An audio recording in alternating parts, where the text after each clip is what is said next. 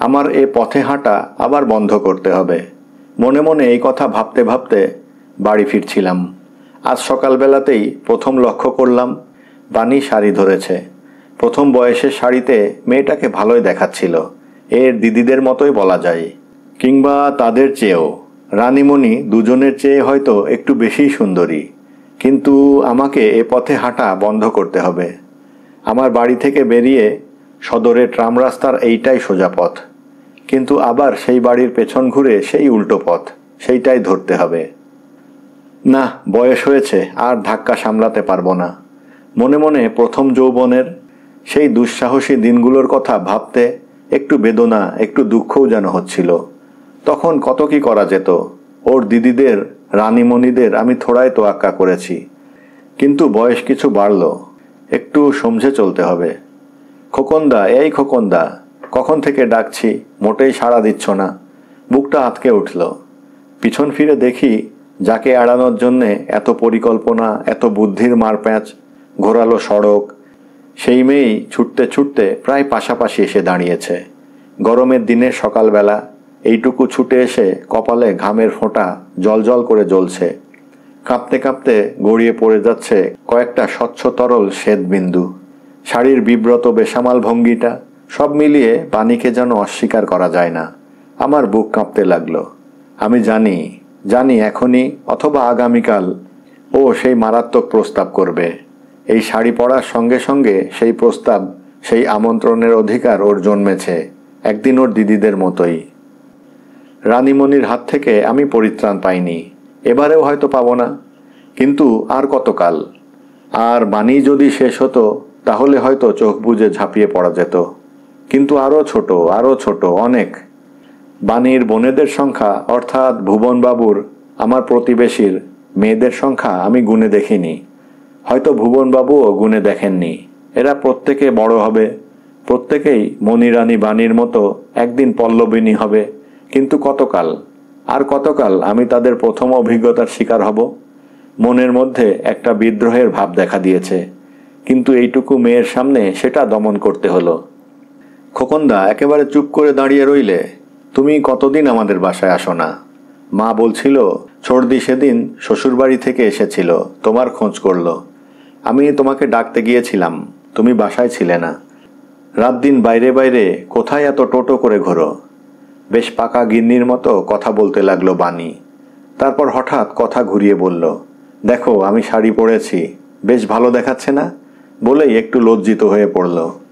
কথাটা একটু ঘুরিয়ে শাড়ির আঁচলটা বাঁ হাতের একটা আঙুলে জড়াতে জড়াতে বলল, বাবা কিনে দিয়েছে, শাড়িটা বেশ সুন্দর, তাই না?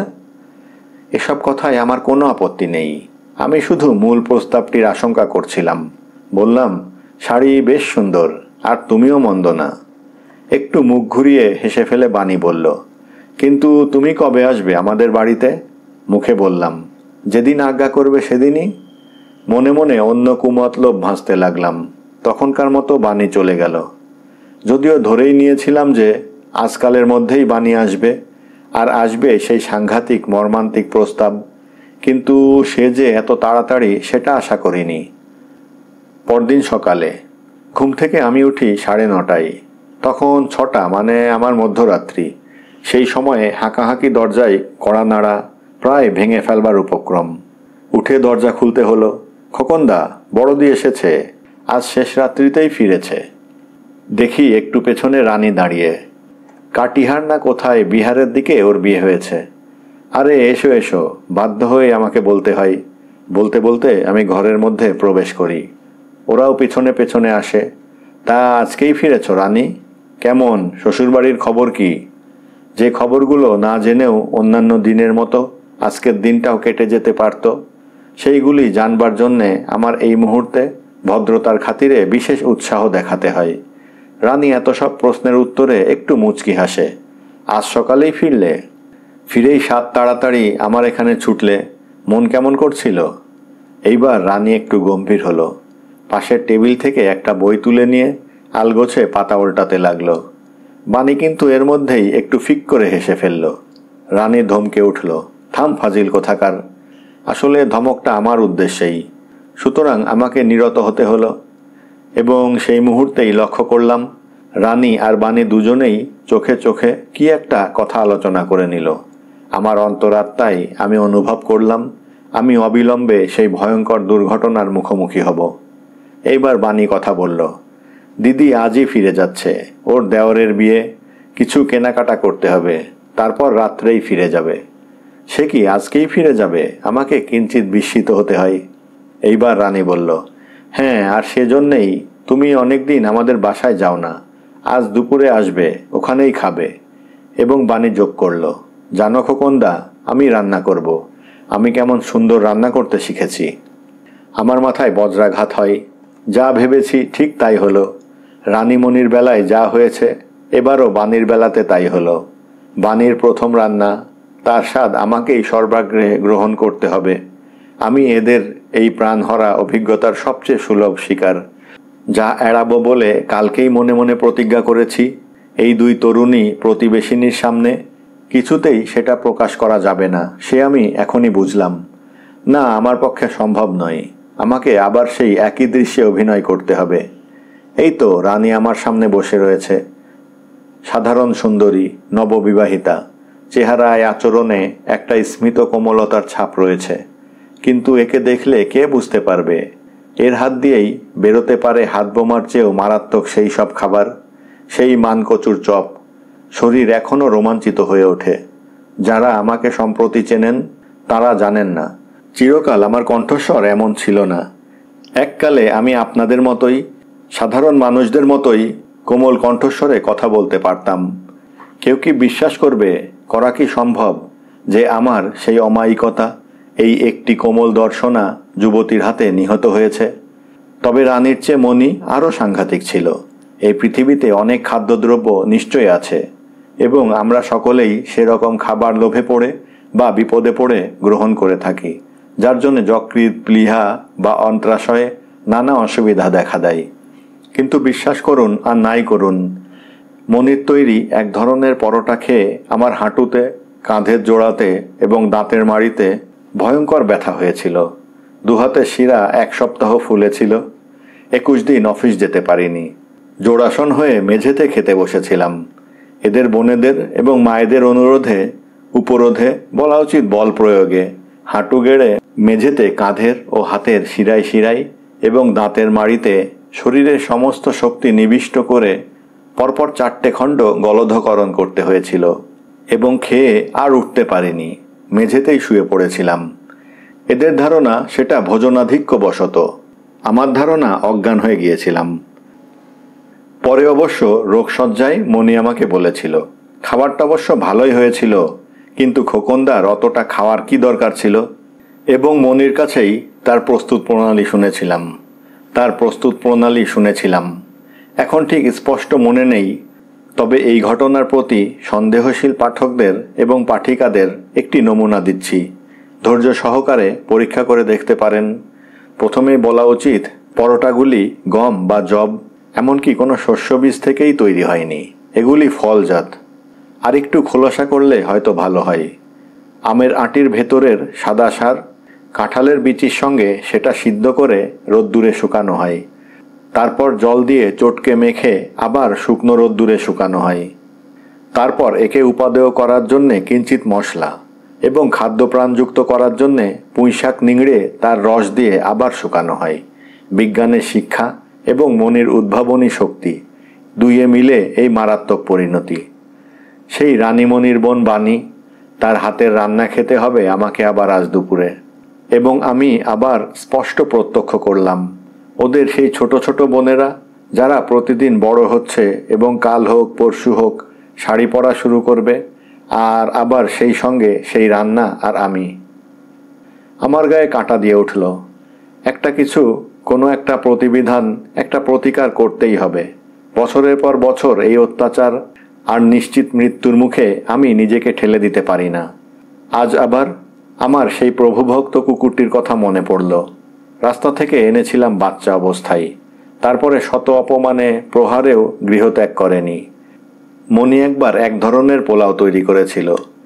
কি দিয়ে তৈরি করেছিল বলতে পারবে না, কিন্তু তৈরি করে একটা ঠোঙায় করে রুমালে বেঁধে নিয়ে এসেছিল। খোকনদা, এটা নিয়ে যাও, আজ খেও না, দু একদিন পরে খাবে, যত বাসি হবে ততই মুখরোচক হবে। খাবারটি বাসায় এনে আমার টেবিলের ওপর রেখেছিলাম। পরদিন সকালে সেই ঠোঙাটি মুখে করে আমার প্রিয় কুকুর হঠাৎ ঘরের বাইরে চলে গেল। সেই যে গেল, আর এলো না, চিরদিনের মতো নিরুদ্দেশ হয়ে গেল। পরে একবার পাড়ার বাইরে বহুদূরে একটা রাস্তায় হঠাৎ কুকুরটিকে দেখতে পেয়েছিলাম, কিন্তু আমাকে দেখেই এত ভীত আতঙ্কিত হয়ে পালিয়ে গেল যে বলার নয়। সুতরাং আর অত্যাচার সহ্য করা যায় না, এর একটা বিহিত করতেই হবে। আমি মরিয়া হয়ে উঠি। যথাসময়ে মধ্যাহ্নকাল এলো, আমাকে উঠতে হলো। বাণীর ছোট জনাচারেক দরজায় দাঁড়িয়ে রয়েছে আমাকে নিয়ে যেতে। ভালো করে স্নান করলাম। মাথাটি এই গুরুতর সংকটে কিঞ্চিত ঠান্ডা রাখা দরকার। তারপর পায়ে পায়ে গুটি গুটি এগুনো গেল ওদের বাড়ির দিকে। গিয়ে দেখি ত্রাহস্পর্শযোগ। মনিও এসেছে, বলল, দিদি এসেছে, খবর পেয়ে চলে এলাম। তা বেশ, তুমিও রান্না করলে নাকি? না, সবই বাণী। মনি বলল, আমি একটা মাত্র তৈরি করেছি, শুধুই মশলা, আর কিছু নয়, একটা মশলা চচ্চড়ি। মশলার সঙ্গে জিনিসটা কি দিলে? কি দিয়ে চচ্চড়িটা হলো? আমি একটা ছোট প্রশ্ন করি। মনি জানাই, আরে বলছি তো, শুধু মশলা দিয়ে, আর কিছু নেই। ধনে মৌরি সেদ্ধ করে তার চচ্চড়ি, যেমন ডাঁটা চচ্চড়ি, মাছের চচ্চড়ি, ঠিক তেমনি ধনে মৌরি চচ্চড়ি। শুধু ধনে মৌরি? তবুও আমার সংশয় দূর না হয় মনি অসম্ভব ধমকে ওঠে, আগে খাও, খেয়ে বলো। ইতিমধ্যে বানিয়ে এসে উপস্থিত, কপালে কালি, হাতে হলুদের দাগ, শাড়ির আঁচলেও বিশেষ ক্লান্ত দেখাচ্ছিল। এসেই প্রশ্ন করল, কাঁচকলার মধ্যে নুন থাকে জানো খোকনদা? আমি কাতর কণ্ঠে জানাই, থাকা স্বাভাবিক। সেই কাঁচকলা গরম জলে কুচি কুচি করে সেদ্ধ করে তার থেকে নুন বের করেছি। তারপর সেই জল দিয়ে আর সব রান্না করেছি, আলাদা করে নুন দেওয়ার দরকার লাগেনি। বাণীর কথা শুনে আমি অভিভূত এবং মনি উচ্ছ্বসিত হয়ে পড়ে। রানীও এসে যোগ দেয়। ওরা এরকম কোনোদিন ভাবতেই পারেনি বাণী এই 15টাতেই যেটা করে ফেলল। ওরা এরকম কোনোদিন ভাবতেই পারেনি বাণী এই 15তেই যেটা করে ফেলল। ওরা বোনের জন্যে বিশেষ গর্বিতও হতে থাকে। সবচেয়ে ছোট একটি বাচ্চা ঘরের কোণে বসে পুতুলের রান্নাবান্না করছিল খুব মন দিয়ে। তার দিকে আঙুল দেখিয়ে মনি বলল, দেখছো কেমন মনোযোগী, ও বাণীর চেয়েও সরেস হবে। ইতিমধ্যে ওদের মা চলে এলেন। এসেই হাঁকডাক শুরু করে দিলেন, এখনই জায়গা করে দাও, আর দেরি করো না, খাবার ঠান্ডা হয়ে গেলে সে আর খাবারই থাকে না। সুতরাং খেতে বসতে হলো। বিচিত্র বর্ণগন্ধ সমন্বিত অপূর্ব খাদ্যদ্রব্য আমার চতুর্দিকে। তাকালেই চোখে জল আসে, জিভ শুকিয়ে যায়। অনুমান করি এত প্রয়োজন ছিল না, এর যে কোনো একটি কালান্তক হওয়ার পক্ষে যথেষ্ট। মুখেও তাই বলি, এত করার কি ছিল, অল্প দু একটা রান্না করতে পারতে। তোমরা এত পরিশ্রম করলে। বলতে বলতে একসঙ্গে সবগুলি তরকারি ধীরে ধীরে অল্প অল্প করে মেশাতে থাকি। এই নীল রঙের পটলের ডালনাটার সঙ্গে ওই সাদা ধবধবে দুধ দিয়ে বাটা মাংসের ঝোলটা, তার সঙ্গে লাল টকটকে মুগের ডাল মেশাতেই একটা আশ্চর্য নতুন রং দেখা দিল। যেমন খাবারটাই তেমনি বোনেদের ও মায়ের মুখে। এবার আমি এগুলো সব চটকে মাখি, ভাত মেশাই, দলা পাকাই। এই দলাটা রানী খাবে, মনি খাবে এই দলাটা। এইভাবে এক একজনের নামে এক একটা দলা পাকিয়ে আলাদা করে রাখতে থাকি।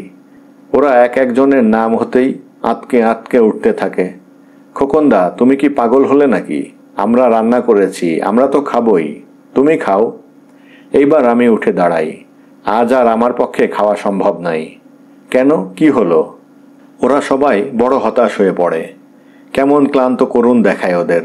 আমি অনেকটা থিয়েটারের অভিনেতার মতো উদাত্ত কণ্ঠে বলে যাই, আজ তোমাদের বাণীর এইসব রান্না দেখতে দেখতে আবার আমার মনির রান্নার কথা, রানীর রান্নার কথা মনে পড়ল সব কতদিন আগেকার কথা।